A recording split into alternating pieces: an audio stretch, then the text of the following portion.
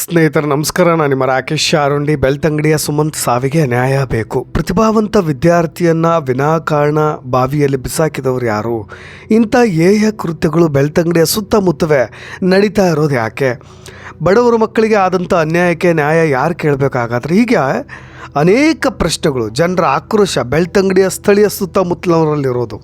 ಸೌಜನ್ಯ ಕೇಸನ್ನು ಮುಚ್ಚಾಕಿದ ಹಾಗೆ ಬೆಳ್ತಂಗಡಿಯ ಪೊಲೀಸರು ಈ ಕೇಸನ್ನು ಕೂಡ ಮಕಾಡೆ ಮಲಗಿಸೋದ್ರಲ್ಲಿ ನಿಸ್ಸೀಮರು ಅಂತ ಹೇಳ್ತಾ ಇದ್ದಾರೆ. ಸುಲಭವಾಗಿ ಬಗೆಹರಿಯಬಹುದಾದಂಥ ಕೇಸನ್ನ ಇನ್ನಷ್ಟು ಜಟಿಲ ಮಾಡಿ ಕೊನೆಗೆ ಸಿ ರಿಪೋರ್ಟನ್ನು ಹಾಕೋದ್ರಲ್ಲಿ ಬೆಳ್ತಂಗಡಿಯ ಠಾಣಾಧಿಕಾರಿಗಳು ಕೂಡ ಚಾಣಾಕ್ಷರು ಅನ್ನೋ ಮಾತುಗಳು ಸ್ಥಳೀಯ ಜನರಿಂದಲೇ ಹೆಚ್ಚಾಗಿ ಕೇಳಿಬರ್ತಾ ಇರೋದು.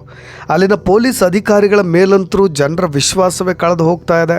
ಅದಕ್ಕೆ ಕಾರಣ ಕೆಲವು ತಿಂಗಳಿಂದ ನಡೀತಾ ಇರತಕ್ಕಂಥ ನಿಗೂಢವಾದಂಥ ಸಾವುಗಳು. ಅದೆಲ್ಲದಕ್ಕೂ ಕೂಡ ಕೆರೆ ಬಾವಿಯೇ ಕನೆಕ್ಟ್ ಆಗ್ತಾ ಇರೋದು, ಡಾಟ್ಸ್ಗಳು ಕನೆಕ್ಟ್ ಆಗ್ತಾ ಇರೋದು ಸ್ವಲ್ಪ ಕುತೂಹಲವನ್ನು ಕೇಳಿಸ್ತಾ ಇದೆ. ನೋಡಿ, ಅರುಣ್ SP ಅವ್ರ ಮೇಲೆ ವಿಶ್ವಾಸ ಇದೆ, ಪ್ರಾಮಾಣಿಕ ಅಧಿಕಾರಿಗಳು, ದಕ್ಷ ಅಧಿಕಾರಿ ಕೂಡ.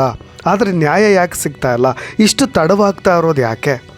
ಗೇರುಕಟ್ಟೆಯ ಸುತ್ತಮುತ್ತ ಅಂದರೆ ಈ ಕಳಿಯ ನ್ಯಾಯತರ್ಪು ಗ್ರಾಮದಲ್ಲಿ ಕೆಲವು ವರ್ಷಗಳಿಂದ ಈ ಕೆರೆ ಮತ್ತು ಬಾವಿಯಲ್ಲಿ ಯಾರೆಲ್ಲ ಅನಾಥ ಶವವಾಗಿ ಪತ್ತೆ ಆಗ್ತಾ ಇದ್ದಾರೋ ಅವರೆಲ್ಲರಿಗೂ ಕೂಡ ಕಾರಣಗಳು, ಆರೋಪಿಗಳು ಯಾರು ಕೂಡ ಪತ್ತೆ ಆಗ್ತಾ ಇಲ್ಲ. ಇನ್ನೊಂದು ಕಡೆ ನೊಂದ ಕುಟುಂಬಗಳಿಗೆ ಇವತ್ತಿಗೂ ಕೂಡ ನ್ಯಾಯ ಸಿಗ್ತಾ ಇಲ್ಲ.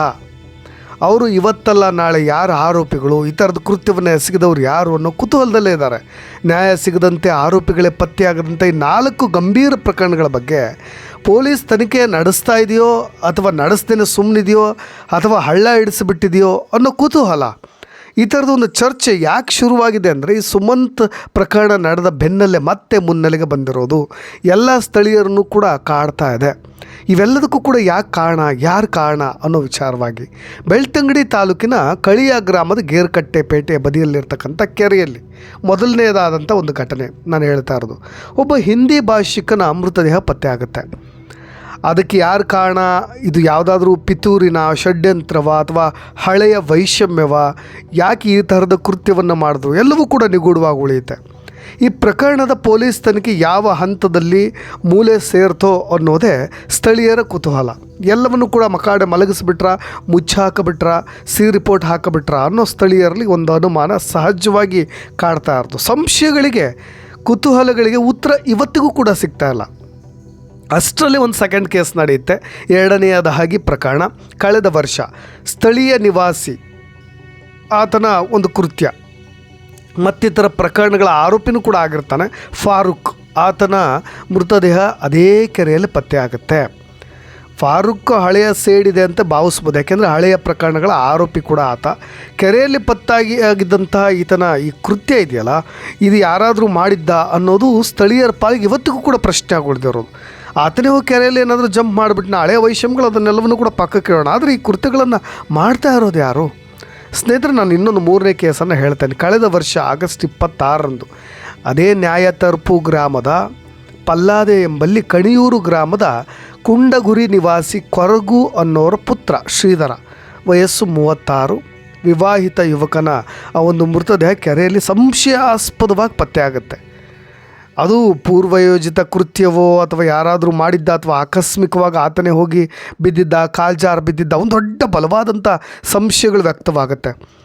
ಸ್ಥಳೀಯರ ಕೆಲವರು ಹೆಸರುಗಳನ್ನು ಉಲ್ಲೇಖಿಸಿ ಕೂಡ ಅದೇ ಕುಟುಂಬದವರು ದಕ್ಷಿಣ ಕನ್ನಡ SP ದೂರನ್ನು ಕೊಡ್ತಾರೆ. ನ್ಯಾಯಕ್ಕಾಗಿ ಇವತ್ತು ಕೂಡ ವೆಯ್ಟ್ ಮಾಡ್ತಾ ಇದ್ದಾರೆ. SP ದೂರು ಕೊಟ್ಟ 5 ತಿಂಗಳುಗಳೇ ಆದರೂ ಕೂಡ ಇವತ್ತಿನವರೆಗೂ ಅದಕ್ಕೆ ಕಾರಣ ಏನು ಅನ್ನೋದು ಗೊತ್ತಾಗಿಲ್ಲ. ಆರೋಪಿಗಳ ಮೇಲೆ ಒಂದು ಚಿಕ್ಕದಾದಂಥ ಶಂಕೆ, ಸಂಶಯವನ್ನು ಕೂಡ ಪೊಲೀಸರು ವ್ಯಕ್ತಪಡಿಸಿಲ್ವ? ಹಾಗಾದರೆ ಮೇಲ್ನೋಟಕ್ಕೆ ಯಾವುದೇ ಆರೋಪಿಗಳು ಕೂಡ ಪತ್ತೆ ಆಗಿಲ್ಲ.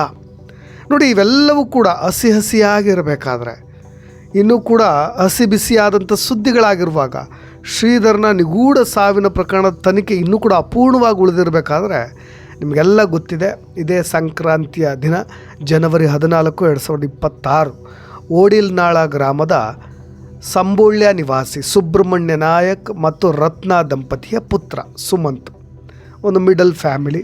ಇವನಿಗೆ 16 ವರ್ಷ. ಮುಂಜಾನೆ ಧನು ಪೂಜೆಗೆ ಹೋದವನು ಸಮೀಪದ ಕೆರೆಯಲ್ಲಿ, ಆ ತೋಟದಲ್ಲೇ ಇರತಕ್ಕಂಥ ಪುಟ್ಟ ಕೆರೆ, ಬಾವಿ ಅಂತಲೂ ಕೂಡ ಕರಿಬೋದು, ಅಲ್ಲಿ ಮೃತದೇಹವಾಗಿ ಪತ್ತೆ ಆಗ್ತಾನೆ. ನೋಡಿ, ಅಲ್ಲಿ ಸ್ಥಳೀಯ ಮಟ್ಟದಲ್ಲಿ ಯಾವುದೇ ಚಿರತೆ ದಾಳಿಗಳು ಇತ್ತೀಚೆಗೆ ಕಂಡಿಲ್ಲ. ಎಲ್ಲೋ ದೂರದಲ್ಲಿ ಹೋಗಿದ್ದು ಸುಳಿವು ಬಿಟ್ಟರೆ ಅನ್ನೋ ರೀತಿಯಾಗಿ ಆರಂಭದಲ್ಲಿ ವ್ಯಕ್ತಪಡಿಸ್ತಾರೆ.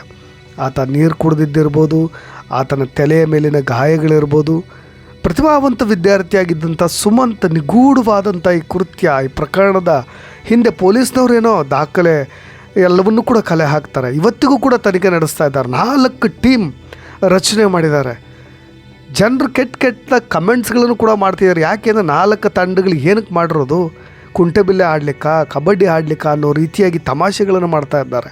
ಆದರೆ ಆರೋಪಿಗಳ ಬಗ್ಗೆ ಬಲವಾದಂಥ ಯಾವುದೇ ಸುಳಿವು ಇದುವರೆಗೂ ಕೂಡ ಪತ್ತೆಯಾಗಿಲ್ಲ. ಗೇರುಕಟ್ಟೆ ಆಸುಪಾಸು ನಡೆದಿರ್ತಕ್ಕಂಥದ್ದು ಇವೆಲ್ಲವೂ ಕೂಡ ಸಂಶಯಾಸ್ಪದವಾಗಿ ಬೆಳಕಿಗೆ ಬಂದಂಥ 4 ನಿಗೂಢ ಪ್ರಕರಣಗಳಲ್ಲೂ ಕೂಡ ಅದೇ ಕೆರೆ ಅಥವಾ ಬಾವಿ ಅಲ್ಲೇ ಪತ್ತೆ ಆಗ್ತಾ ಇರ್ತಕ್ಕಂಥ ಮೃತದೇಹಗಳು. ಇವೆಲ್ಲವೂ ಆಕಸ್ಮಿಕ ಅಂತ ಅಂದ್ಕೋಬೇಕು ಅಥವಾ ನಿಗೂಢತೆನ ಯಾರಿದ್ದಾರೆ ಇದ್ರಾಗೆ ಅನ್ನೋದು ಎಲ್ಲ ಜನರನ್ನ ನಿದ್ದೆಗೆಡಿಸಿಬಿಟ್ಟಿದೆ. ಒಂದು ಫಾರೂಕ್, ಶ್ರೀಧರ್, ಸುಮಂತು, ಈ ಥರದ ಒಂದು ಘಟನೆಗಳು ಗೇರುಕಟ್ಟೆಯ ಸುತ್ತಮುತ್ತ ಬಾವಿ ಮತ್ತು ಕೆರೆಗಳಲ್ಲಿ ಪತ್ತೆ ಆಗ್ತಾ ಇರ್ತಕ್ಕಂಥ ಇವೆಲ್ಲ ಘಟನೆಗಳು, ಈ ನಿಗೂಢವಾದಂಥ ಪ್ರಕರಣಗಳು ಸೂಕ್ಷ್ಮವಾಗಿ ಮತ್ತು ಭಿನ್ನವಾಗಿ ನಾವೆಲ್ಲರೂ ಕೂಡ ಗಮನಿಸೋದಾದರೆ ಇವೆಲ್ಲವೂ ಕೂಡ ಯಾರೋ ಪೂರ್ವ ನಿಯೋಜಿತವಾಗಿ ಮಾಡಿರ್ತಕ್ಕಂಥ ಕೃತ್ಯಗಳು ಅಂತ ಹೇಳಿ ಆರಾಮಾಗಿ ಒಬ್ಬ ಸಾಮಾನ್ಯ ವ್ಯಕ್ತಿಯೂ ಕೂಡ ಕಂಡುಹಿಡಿಯಬಹುದು. ವಿವಿಧ ಆಯಾಮಗಳಲ್ಲಿ ತನಿಖೆ ನಡೆಸ್ತಾ ಇದ್ದಾರೆ ಅಂತ ಸುದ್ದಿಗಳು ಬರ್ತಾ ಇರುತ್ತೆ, ಆ ಊರಿನವ್ರು ವಿಚಾರಿಸ್ತಾ ಇದ್ದಾರೆ ಅನ್ನೋ ಸುದ್ದಿ ಬರುತ್ತೆ. ಆದರೂ ಕೂಡ ಇದನ್ನೆಲ್ಲವನ್ನು ಕೂಡ ಮಾಡಿದ್ದು ಯಾರು ಅನ್ನೋದು ಮಾತ್ರ ಆ ಪ್ರಶ್ನೆ, ಚರ್ಚೆ, ಕುತೂಹಲ, ಅನುಮಾನಗಳು ಇನ್ನೂ ಕೂಡ ಡಬಲ್ ಆಗ್ತಾನೆ ಹೋಗ್ತಾ ಇದೆ. ನೋಡೋಣ, ಈ ಒಂದು ಕುತೂಹಲಕ್ಕೆ ಮಾತ್ರ ಇನ್ನೂ ಉತ್ತರ ಸಿಗದೆ ಹೋಯ್ತಲ್ಲ ಅಂತ. ಇನ್ನು ಇದೇ ಸಂಬಂಧಪಟ್ಟಾಗೆ ಈ ಸುಮಂತ್ ಸಾವಿಗೆ ಸಂಬಂಧಪಟ್ಟ ಹಾಗೆ ಅನುಮಾನಾಸ್ಪದವಾಗಿ ಸಾವಿಗೀಡರಾಗಿರ್ತಕ್ಕಂಥ ಪ್ರಕರಣದ ಸಮಗ್ರ ತನಿಖೆ ಮಾಡಬೇಕು ಅಂತೇಳಿ ಶಾಸಕ ಹರೀಶ್ ಪೂಂಜಾ ಅವರು ಗೃಹ ಸಚಿವ ಪರಮೇಶ್ವರ್ ಅವ್ರನ್ನ ಭೇಟಿ ಮಾಡಿ ಮನವಿ ಮಾಡಿದ್ರು.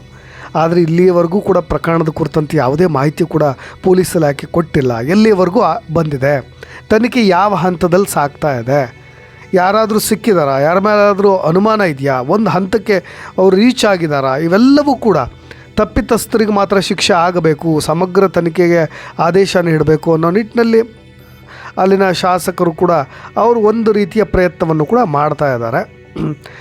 ಇನ್ನೊಂದು ಚರ್ಚೆ ಶುರುವಾಗ್ತಾ ಇರೋದು, ಯಾರಾದರೂ ಸೈಕೋ ಕಿಲ್ಲರ್ ಏನಾದರೂ ಎಂಟ್ರಿ ಆಗಿಬಿಟ್ಟಿದ್ದಾನ ಬೆಳ್ತಂಗಡಿಯ ಸುತ್ತಮುತ್ತ, ಹೀಗೊಂದು ಚರ್ಚೆ ಶುರುವಾಗಿರೋದು. ಇವೆಲ್ಲವುಗಳನ್ನು ನೋಡಿದಾಗ ನಿರಂತರವಾಗಿ ಹೀಗೆ ಆಗ್ತಾ ಇರ್ತಕ್ಕಂಥ ಕೃತ್ಯಗಳಿಗೆ ಯಾರಾದರೂ ಈ ಸೈಕೋ ಕಿಲ್ಲರ್ಗಳು ಒಂದೇ ಪ್ಯಾಟರ್ನ ಮೇಂಟೈನ್ ಮಾಡ್ತಾರೆ. ಕೆರೆ, ಬಾವಿ ಆ ಥರದ ಕೃತ್ಯಗಳನ್ನು ಮಾಡಲಿಕ್ಕೆ ಹಿಡಿದುಬಿಟ್ರೆ ನಿರಂತರವಾಗಿ ಅದನ್ನೇ ಪ್ಯಾಟರ್ನ ಕಾಪಿ ಪೇಸ್ಟ್ ಮಾಡೋದರಿಂದ ಈ ಒಂದು ನಿಗೂಢ ಸಾವುಗಳಿಗೆ ಕೆರೆ, ಬಾವಿಗಳು ಕನೆಕ್ಟ್ ಆಗ್ತಾ ಇರೋದ್ರಿಂದ ಆ ಥರದ ಸೈಕೋ ಕಿಲ್ಲರ್ ಏನಾದರೂ ಬೆಳ್ತಂಗಡಿಗೆ ಆಗಮಿಸಿಬಿಟ್ಟಿದ್ದಾರೆ, ಆ ಥರ ವ್ಯಕ್ತಿ ಯಾರಾದರೂ ಇದ್ದಾನಾ ಅಂತ ನೋಡಿ. ಒಂದು ನಿಟ್ಟಿನಲ್ಲಿ ನಾವು ಸುಮಂತ್ ಕೇಸ್ನಲ್ಲಿ ಮಾವನ ಮೇಲೆ ಅನುಮಾನಗಳನ್ನು ವ್ಯಕ್ತಪಡಿಸಿದ್ದಾಯಿತು, ಸ್ವಂತ ತಂದೆಯ ಮೇಲೂ ಕೂಡ ಅನುಮಾನಗಳನ್ನು ವ್ಯಕ್ತಪಡಿಸಿದ್ದಾಯಿತು, ತಾಯಿಯನ್ನು ಕೂಡ ಜನರು ಬಿಟ್ಟಿಲ್ಲ, ಅವ್ರ ಮೇಲೂ ಕೂಡ ಕಮೆಂಟ್ಸ್ಗಳನ್ನು ಮಾಡಿದ್ದಾಯಿತು, ಮಾವ ಮತ್ತು ಅಮ್ಮನ ಮೇಲೆ ಅನುಮಾನಗಳನ್ನು ವ್ಯಕ್ತಪಡಿಸಿದ್ದಾಯಿತು.